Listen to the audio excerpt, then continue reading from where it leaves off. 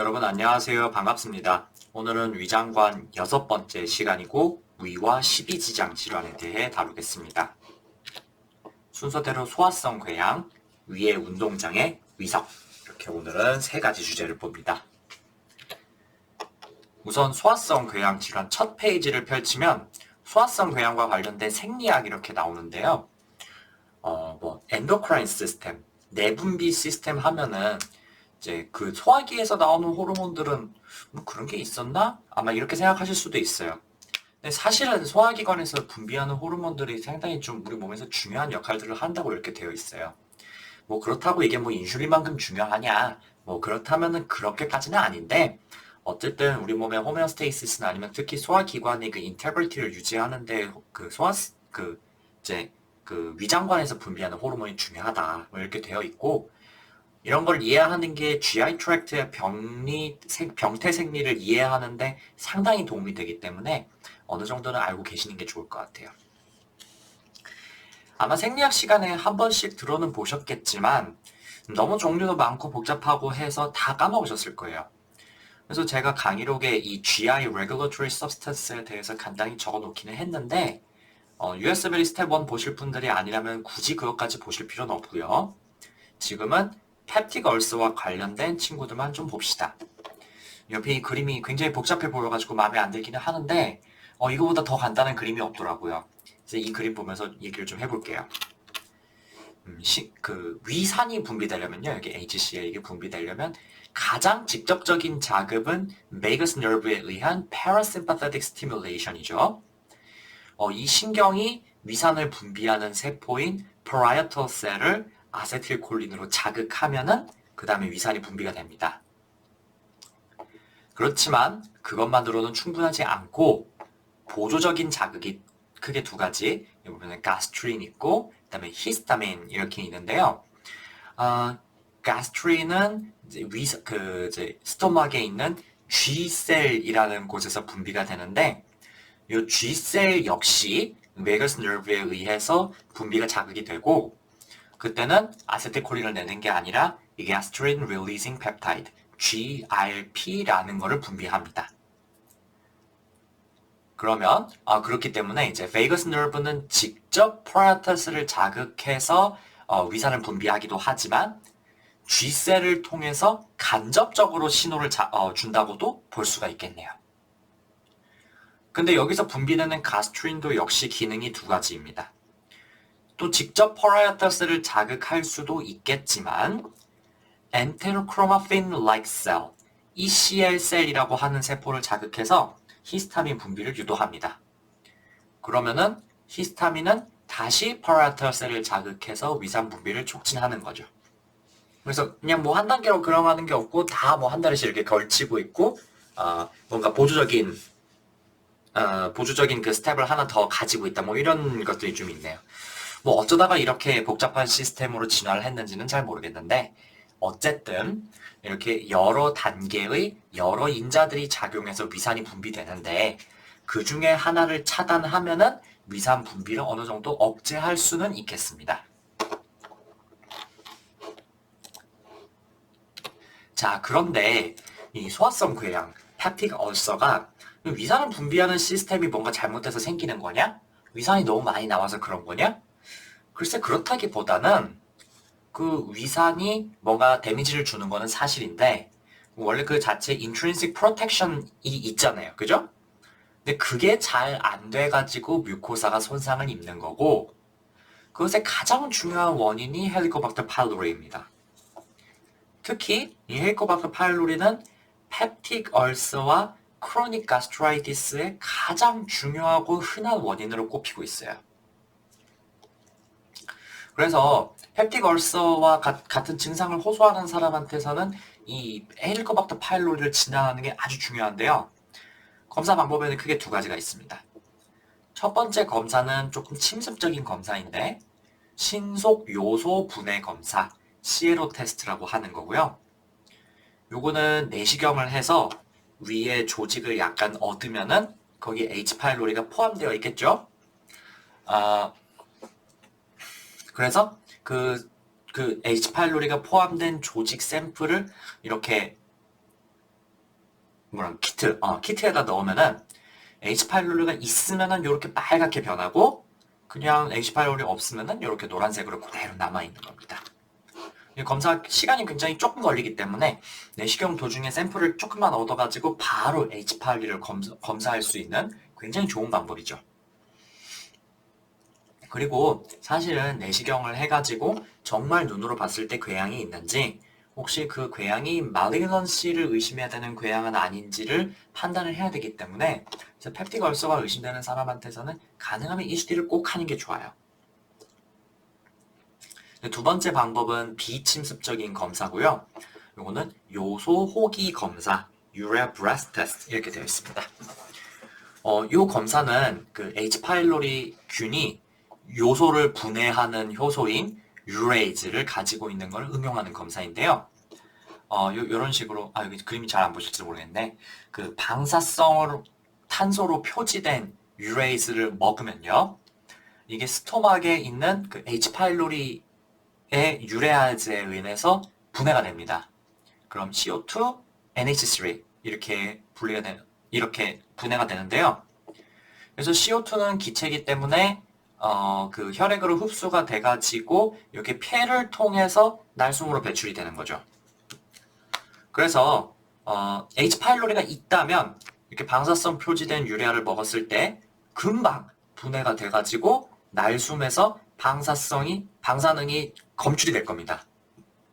그러면은 H 파일로리가 있구나라고 간접적으로 확인을 할 수가 있는 거죠. 그런데 이 검사는 사실 H 파일로리를 처음 확인하려고 하는 검사는 아니고요.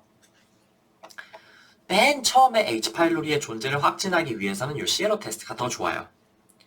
그런데 그렇다고 이제 팔로우업을 무조건 꼭 다시 내시경을 해가지고 시에로 테스트를 꼭 또 해야 되느냐? 그건 아니고 요소 호기 검사를 해가지고 H 파일로리의 방멸을 확인할 수는 있다. 이렇게 되는 거죠.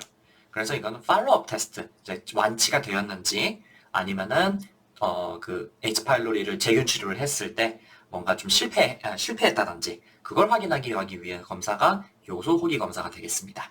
이거 좀 잘 알아두셔야 돼요. 처음 할 검사는 신속 요소 분해 검사, 팔로우업 할 때는 요소 호기 검사.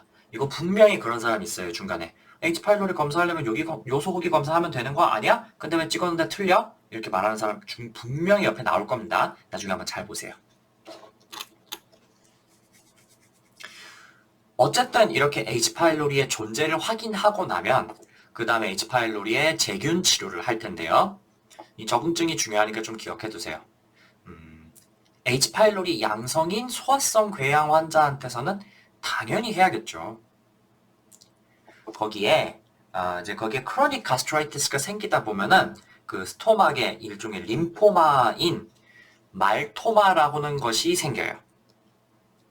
근데 이게 생겼을 때도 재균 치료를 해야 되고요. 그다음에 early gastric cancer를 내시경으로 절제한 뒤에도 H 파일로리 재균 치료를 꼭 해줘야 되겠습니다. 치료는 PPI를 기반으로 한 트라이플 테라피가 기본인데 약 이름 알아두세요. omeprazole, amoxicillin, clarithromycin 이 세 가지가 기본입니다. 그래서 여기서 실패하면은 쿼드라플로 넘어갑니다. 4제로 하는데 이제는 PPI, 비스무스, 메트로나이다졸, 테트라사이클린 이렇게 되는데 요 4제 요법은 뭐가 들어가는지 모르셔도 돼요. 그렇지만 3제 요법은 약 이름을 기억해 두셔야 됩니다. 그 다음 펩티걸스의 역시 매우 중요한 원인이 NSAID 사용이죠. 요거는 NSAID가 그 스토막의 그 자체의 그 프로텍션, 그러니까 그 점액을 분비를 하잖아요. 가스트릭 애시드로부터 스스로를 보호하기 위해서. 근데 그때 그 NSAID를 사용하면은 그 점액의 분비가 억제가 됩니다. 이거 뭐 기전 아시는 분도 있고 모르시는 분도 있을 텐데 뭐 그렇게 꼭 다들 외울 필요까지는 없습니다. 그 USMLE 보시는 분들 아니면은. 그래서 그냥 넘어갈게요. 기전은 어쨌든 그래서 그 주로 NSAID 계열 진통제, 특히 고용량의 아스피린을 먹은 다음에 복통을 호소하는 사람들이 좀 있습니다. 그러면 사실은 치료는 NSAIDs 말고 다른 종류의 약제를 사용하는 게 기본인데 그거를 어쩔 수 없이 쓸 수 있는 써야 되는 사람들이 있잖아요. 그러면은 그럴 때는 PPI를 사용해서 그 NSAIDs induced ulceration을 치료할 수가 있겠습니다. 그리고 NSAIDs를 앞으로도 계속 사용해야 되는 사람이라면은 예방적인 치료를 해줘야 될 텐데요. 방법은 첫 번째는 PPI를 써서 gastric acid 분비를 약간 억제해주는 방법이 있고요.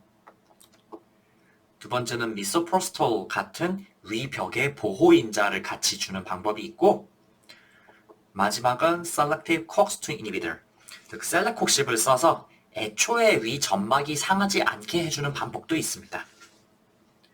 근데 주의할 것은 NSAIDs induced ulceration이 강하게 의심되는 사람이라도 H. pylori 감염이 같이 있는 경우가 상당해요.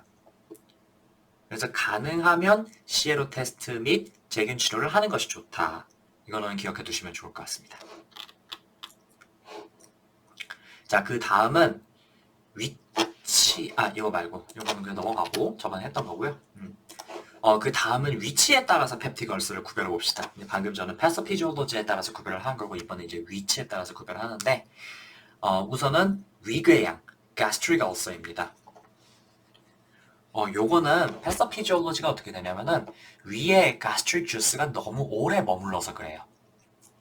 즉 pH가 낮은 상태, acidic한 그런 머티리얼들이 위에 이제 뭐가 너무 오래 머물러가지고 그런 것이기 때문에 이건 어떠냐면은 밥 먹으면 배가 더 아프대요. 왜냐면은 이제 이게 원인이 그러니까 이제 H. 파일로리 때문에 뮤코사에 손상이 되어 있는 거잖아요. 근데 위가 배어 있을 때는 그래도 뭐가 이렇게 끓고 이러는 게 없으니까 괜찮아요. 근데 밥 먹으면 위산이 나오잖아요. 그래서 배가 아픈 거죠. 그렇게 생각하시면 돼요. 이게 꼭 맞는 얘기인지는 잘 모르겠어요. 그래서 이건 증상이 어떠냐면요. 밥을 먹자마자 굉장히 찌르는 것처럼 아프다 이렇게 얘기를 합니다. 그럼 당연히 밥을 잘 안 먹게 되겠죠?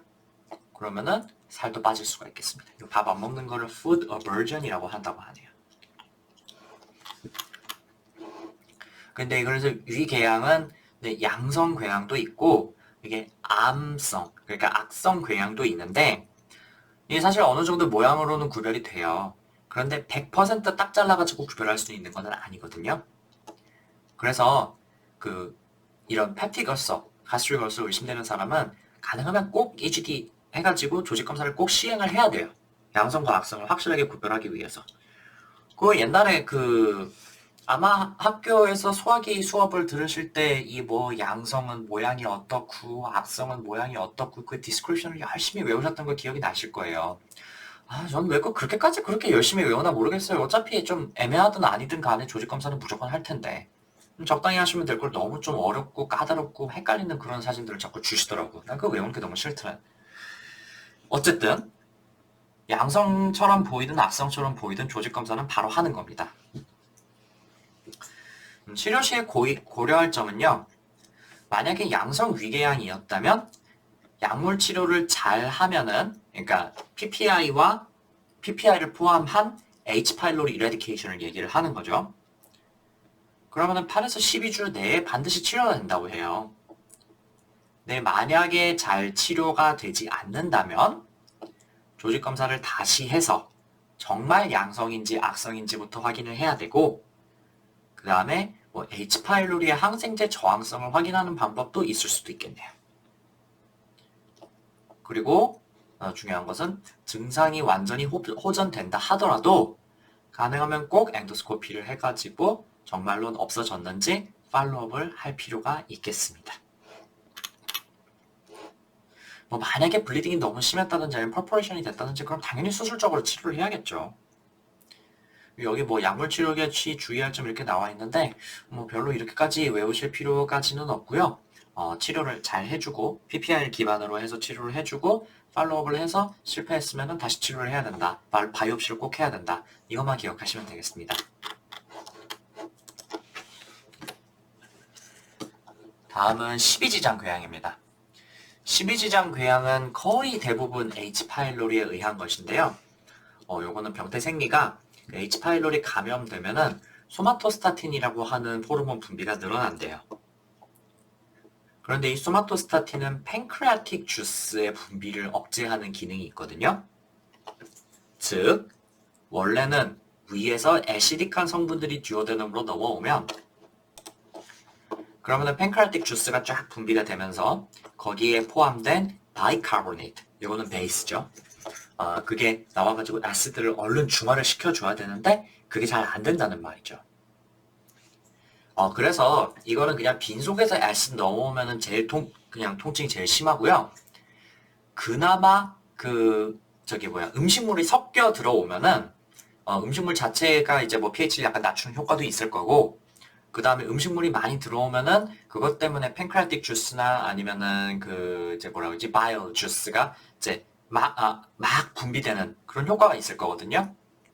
그래서 그것 때문에 밥 먹으면 오히려 통증이 약간 떨어진다, 이렇게 되어 있습니다. 이거 기억해 두시면 좋아요.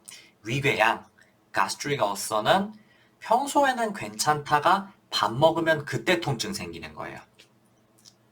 근데 십이지장궤양, duodenal ulcer는 반대로 평소에는 아프다가 밥 먹으면 그나마 통증이 약간 나아집니다. 그래서 진단은 여전히 EGD로 하는 거고요. H5 검사 반드시 해야죠. 여기 갑자기 통증이 뭐 심해지거나 아니면 리바운드 텐더니스가 복벽 전체에서 느껴진다. 그럼 뭐 퍼포레이션을 의심해야 된다, 이렇게 돼 있는데 이거 조금 뒤에 좀 더 자세하게 봅시다. 치료는 역시 PPI를 기반으로 한 H. pylori eradication이 됩니다. 좀 기억해 두셨으면 하는 거는요. 이게 얼서가 만성적으로 생겨 있으면은 그게 좁은 듀오데눔에서 생겼다가 회복되었다가 생겼다가 회복되었다, 이런 과정을 반복하면서 일종의 흉터가 생깁니다. 그러면은 그것 때문에 gastric outlet obstruction이 생길 수가 있어요. 자꾸 흉터가 생기니까 협착이 되세요. 그러면은 당연히 속도 약간 더부룩한 그런 느낌이 들 거고, 토할 수도 있겠죠, 막혀 있으니까. 그리고 gastric obstruction, outlet obstruction, 그러니까 이제 GI obstruction, 그러니까 mechanical ileus가 생기는 거죠. 그러니까 윗배가 아플 수도 있겠고요. 그래서 이렇게 obstruction이 생겼으면은 일단 NG 튜브 집어넣어가지고 감압부터 해주고요. 그 다음에 EGD 해가지고 바이옵시 해서 양성인지 악성인지 확인해야겠죠. 그리고 풍선 확장술, 부지 확장술, 둘이 똑같은 겁니다. 그런 걸 해서 협착을 좀 풀어줘야겠습니다. 저번 시간에도 말씀드렸지만 양성 협착은 풍선 확장술로 치료하는 거고요. 악성 폐쇄되면 스텐트로 뚫어주는 겁니다.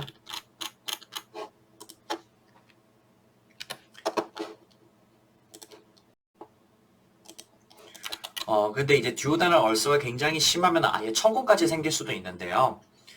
이때는 소화액이 페리토늄을 퍼져나가면서 굉장히 심한 복통을 일으킬 수 있겠죠. 당연히 리바운드 텐더니스 같은 걸 동반할 거고요. 이러면은 체스트 PA나 아니면은 abdominal erect 엑스레이를 찍어서 프리 에어를 꼭 확인하고, 그 다음에 CT를 찍어서 확인한 다음에 수술적으로 치료를 해줘야 되겠죠. 그런데 이게 드물게 이게 뭐 페리토니움으로 퍼져나가는 게 아니라 뚫린 구멍이 간으로 통할 수도 있다 그래요. 듀오데넘 위를 간이 덮고 있으니까 하필이면 거기 딱 뚫렸는데 그 다음에 통하는 게 바로 간으로 이렇게 연결이 되는 거죠. 이러면은 페리토니움까지 퍼지는 거는 아닌데 대신에 이제 간에 손상을 입혀가지고 간에 앱세스를 일으킬 수 있다, 뭐 이렇게 얘기가 돼 있더라고요. 뭐 이런 것까지 알아야 되나 싶기는 해요. 그래서 어쨌든 듀오데널 얼서는 퍼포레이션이 될 수가 있고, 그 다음에 그때는 굉장히 심한 통증과 리바운드 텐더니스를 동반할 수 있다. 체스트 PA로 프리 에어를 확인해야 된다. 내시경적으로 치료할 수는 없고 그럼 수술적으로 치료를 해줘야 되겠다. 이 정도만 기억하시면 되겠습니다. 다음은 난치성 궤양입니다. 치료를 해도 잘 안 되는 걸 얘기하는 건데 이거 기억해 두세요. 그때는 반드시 가스트릭 캔서를 의심해서 바이옵시를 해야 됩니다. 이미 했으면 한 번 더 해요. 그리고 만약에 얼서가 여러 개, 듀오데눔 뒷부분, 제주눔 이런 데까지 생겨 있으면은 졸링거-엘리슨 신드롬을 의심할 수도 있겠죠. 많은 경우는 하이도스 PPI로 바꾸면 반응한다고 하는데 그 전에 그렇다 하더라도 바이옵시를 꼭 해야 된다는 거 좀 기억해 둡시다. 이 졸링거-엘리슨 신드롬, 가스트리노마에 대해서 잠깐 봅시다. 말 그대로 가스트린을 분비하는 종양이 주로 이제 팬크레아스에 생기는 건데요. 제가 이번 시간 맨 처음에 말씀드렸지만 가스트린이라고 하는 거는 파라탈 셀과 엔테로크로마핀 like 셀을 자극해서 가스트릭 애시드의 분비를 촉진합니다. 그런데 그게 조절되지 않고 막 나와버리면은 결과적으로 가스트릭 애시드가 매우 많이 분비되겠죠. 대부분은 그게 스포라딕으로 발생하지만 일부는 MEN1과 연관되어 있다고 하니까 가스트리노마가 나오면은 반드시 MEN1과의 연관성을 생각해 봐야 되겠습니다. 이 가스트릭 애시드가 많이 나오면은 그것 때문에 여러 군데 펩틱 얼서가 생길 거니까 복통이 굉장히 심하겠죠. 그리고 그 펩틱 얼서가 굉장히 크게 심하게 생길 거니까 GI 블리딩도 굉장히 GI 블리딩도 생길 수가 있고요. 그런데 이런 식으로 펩틱 얼서 같은 그런 증상을 보인다면은 PPI나 아니면 H2 리셉터 블로커를 써볼 수가 있겠는데 그럼 환자들이 그거 썼더니만은 조금 괜찮아졌는데 완전히 낫지는 않았다 이렇게 얘기를 한다든지 아니면은 쓰는 동안에는 괜찮았다가 떼고 났더니 금방 다시 안 좋아졌다 이렇게 얘기를 할 수가 있고요. 또 중요한 게 설사를 동반할 수가 있는데요. 이유는 그 가스트릭 애시드가 pH가 너무 낮아져요.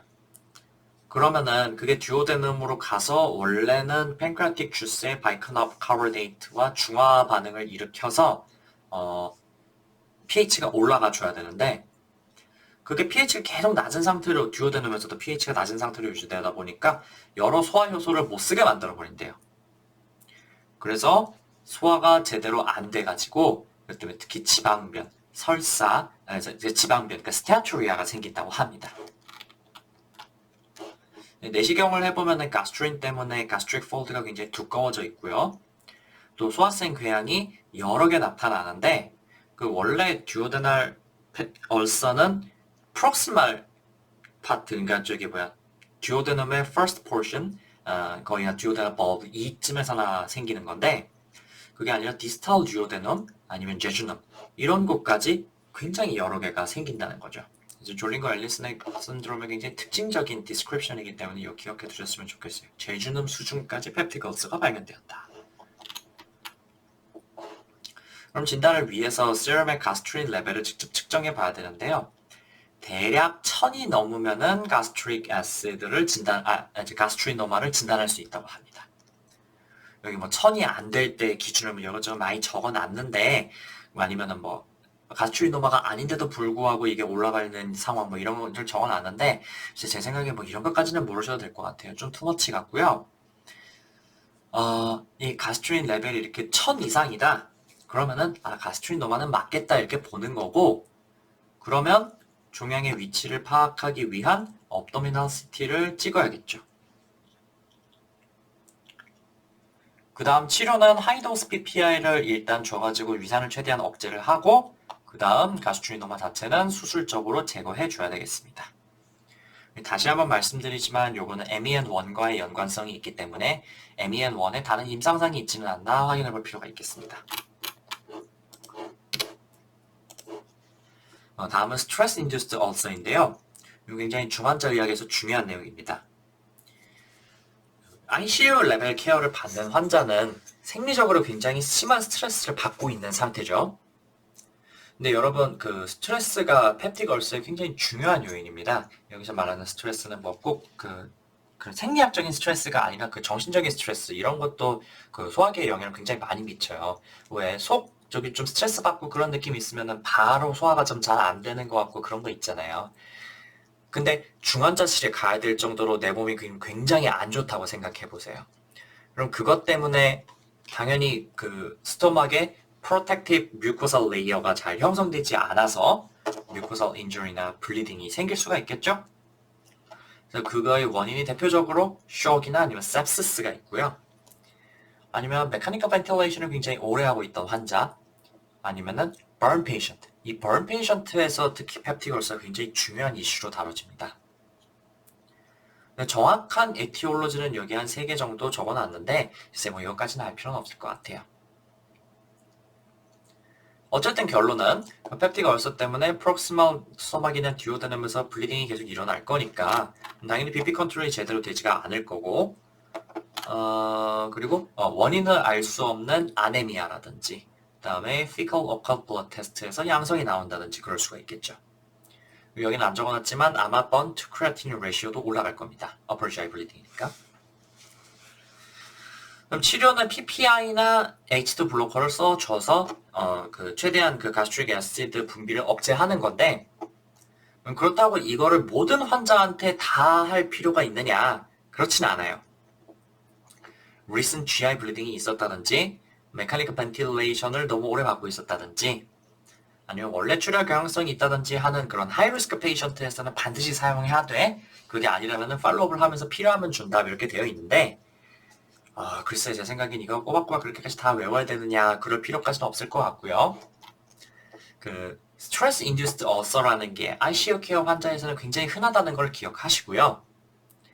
갑자기 원인 불명의 아네미아가 발생한다거나 했을 때 그게 스트레스 인듀스드 얼서라는 거를 임프레션을 잡을 수 있으면 충분해요.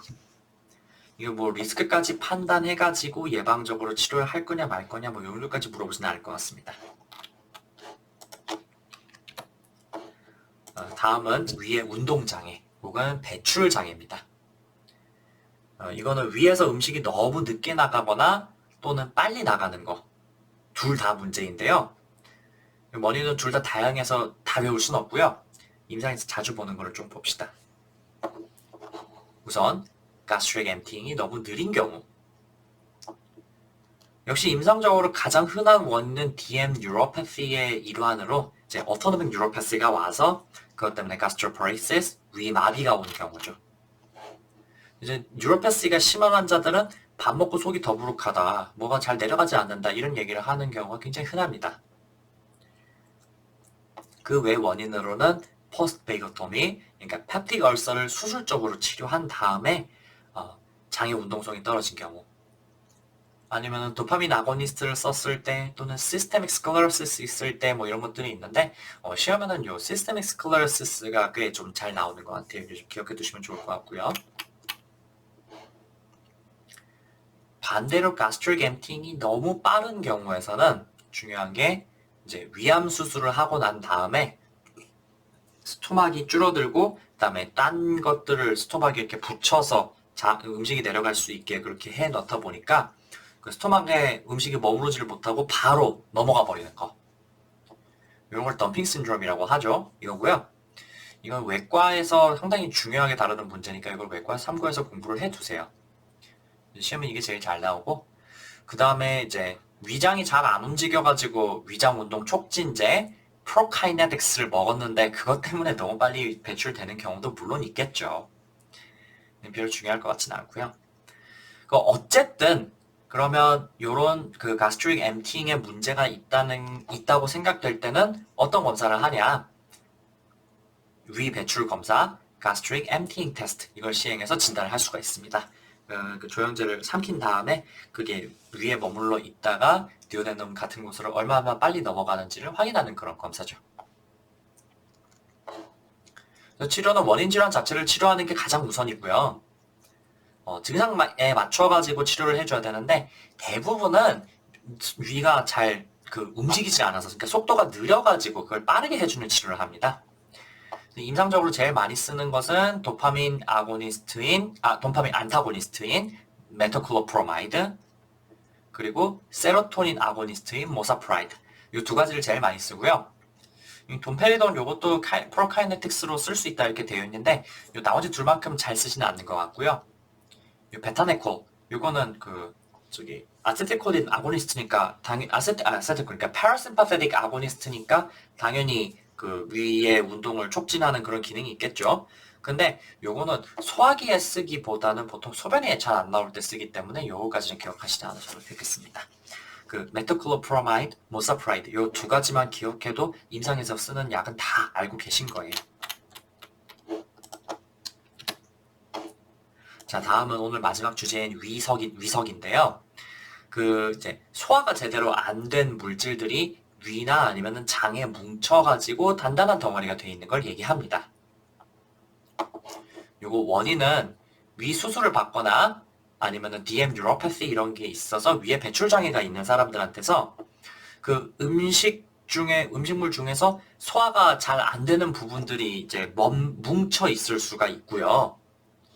아니면 또 한 가지 중요한 게 그 정신적 문제가 있어가지고 그 자꾸 머리카락을 뜯어먹는다든지, 이게 왜 그러냐면 너무 불안감이 심할 때 그 머리카락을 하나씩 뽑는다든지 아니면은 뭔가를 잘근잘근 씹는 거, 이런 게 불안감을 해소하는데 좀 도움이 된다 그래요. 그래서 그거를 이제 머리카락을 씹어서 삼켰다든지 아니면은 그 모직물, 옷 같은 데서 조금씩 실밥 나오잖아요. 그거를 자꾸 이제 뜯다가 나온다든지, 물어뜯다가 조금씩 삼킨다든지, 뭐 이런 거죠. 이제 이런 게 소화가 안 된다 보니까 이 오른쪽에 보시는 것처럼 이게 위에서 뭉쳐가지고 이렇게 덩어리가 되는 겁니다. 이렇게 큼지막한 덩어리가 위에 들어있으면 증상이 어떻겠어요? 당연히 배가 항상 더부룩하고 약간 항상 부른 것 같은 그런 느낌이 들겠죠. 그리고 이게 너무 커져가지고 obstruction을 일으키면은 당연히 복통, 너지아, 보미팅 이런 것들을 일으킬 거고요. 뭐 치료는 이건 수술이나 내시경으로 아예 제거를 하든지 아니면은 내과적으로 조금씩 녹이는 방법이 있는데, 요때 쓸 수 있는 효소가 파파인이라는 효소를 장복하는 방법이 있고 아니면은 콜라를 장복하는 방법이 있다 그러는데, 글쎄 이거를 이렇게 내과적인 치료까지 자세히 알아야 되나 좀 싶네요. 어쨌든 내시경 사진 보고 이게 위석인 것만 알아보시면 될 것 같아요. 자, 그럼 오늘 강의 여기서 마치겠습니다. 공부하느라 고생 많으셨고요. 복습하고 문제 꼭 풀어보세요. 다음 시간은 위암으로 찾아뵙겠습니다. 들어주셔서 감사합니다.